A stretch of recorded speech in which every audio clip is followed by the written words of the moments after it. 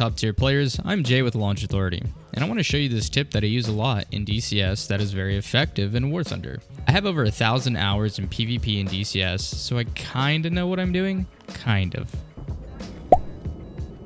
Let's get into the breakdown. We're in a 1v1 with a J11 and he's trying to run from me. You can tell by looking at the symbology around the contact. The tadpole symbol here is pointing away from us and our closure rate is in the negative. So I go into a slight climb. Goal here is to get as high above the target as we can to give ourselves altitude advantage. The reason we want altitude advantage over our bandit is it allows us to fly in less dense air, creating less drag on our aircraft, which makes us faster over time.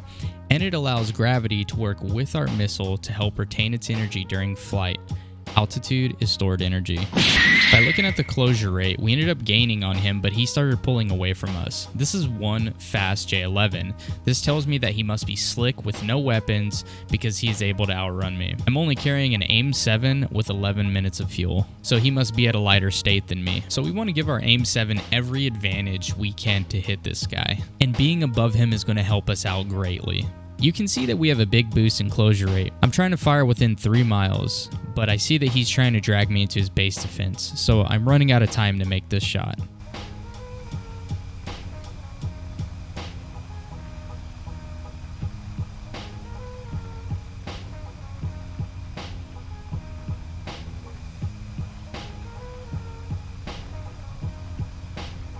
At Mach 1.37 at Angel 16 with 7 minutes of fuel, we fire our last AIM 7.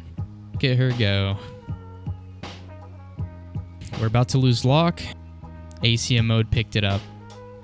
Splash. Here's the TAC view replay. The missile starts its life at Mach 1.37 and starts to gain speed, almost reaching Mach 3.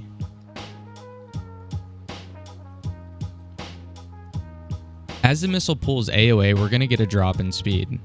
You can see that the J11 caches in some of its altitude for energy, and you can see a big bump in his airspeed. Our missile is staying above Mach 2 very well.